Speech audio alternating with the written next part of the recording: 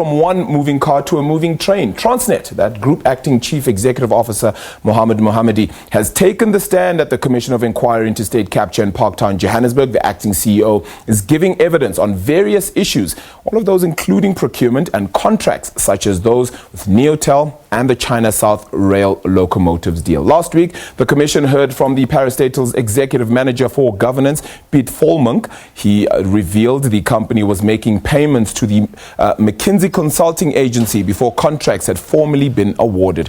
He said McKinsey unbundled its contracts into smaller components to get the approval of then Transnet Chief Executive Mbali Mthethwa.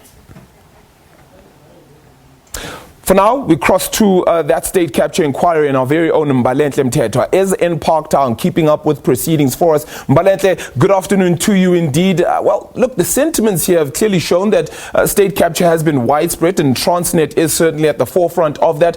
Detailing today's situation as well with regards to the contracts and how things panned out, why don't you just share exactly what has come to the fore thus far? Good afternoon, Arabile. Quite a lot of things have come to the fore at today's proceedings. We have touched on a few contracts. Now, we heard Mohammed Mahomedy, who is the acting Transnet CEO, who spoke about how when they came in and when the new board came in, they noted with concern the media reports around state capture and Transnet's involvement in the state capture project. And they then took the decision to review transactions that were in the media, that were spoken of in the media, and some of these contracts include the Neotel contract, T-Systems, the China South Rail contract, as well as a contract they had with Regiment, as well as McKinsey, and a few other issues that they, tried to zero in on, just to get to the bottom of what had really happened during Mbali Mthethwa's tenure at Transnet.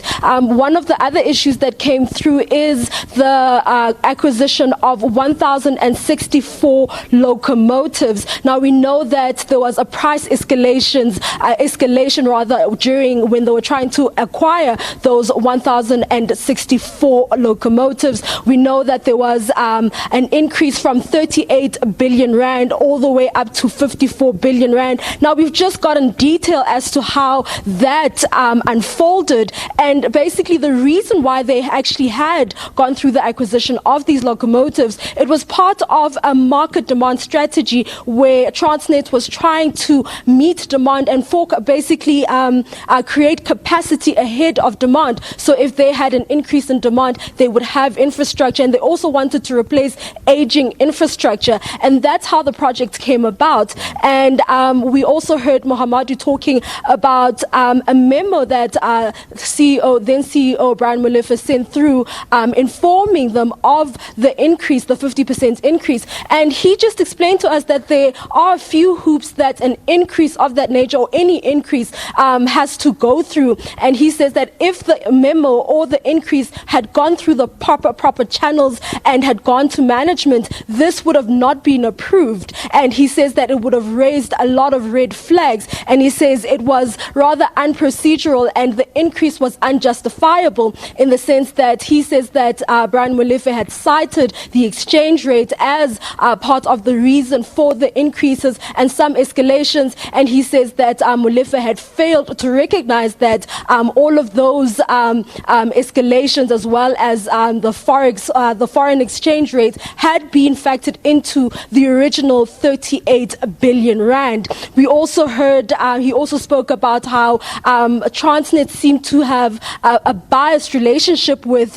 China South Rail. Now, the first time we heard about China South Rail was when Piet Volmonk was here before the commission, and he was talking about how a confinement that was initially meant for Mitsui, which was for the acquisition of 100 locomotives, was subsequently changed to a China South Rail confinement 3 months later, and he said that there was also no reasonable justification for not giving the confinement to Mitsui, because the locomotives that were going to be produced by Mitsui would have not required them to train the train drivers to operate those trains, but the opposite was true for China South Rail. But he also said something which was rather explosive, that Brian Molefe had met with China South Rail's supply chain manager during what they call a closed tender period. Now, he says this was rather unprocedural.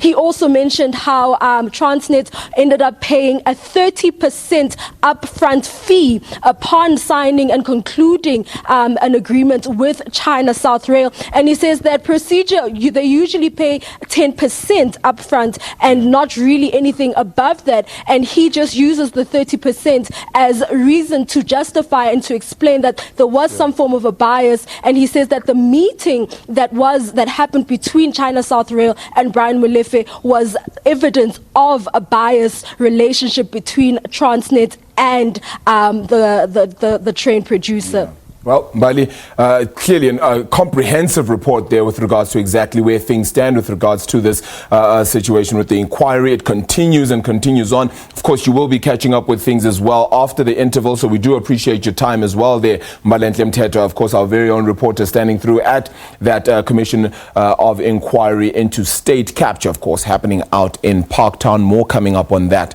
throughout the show.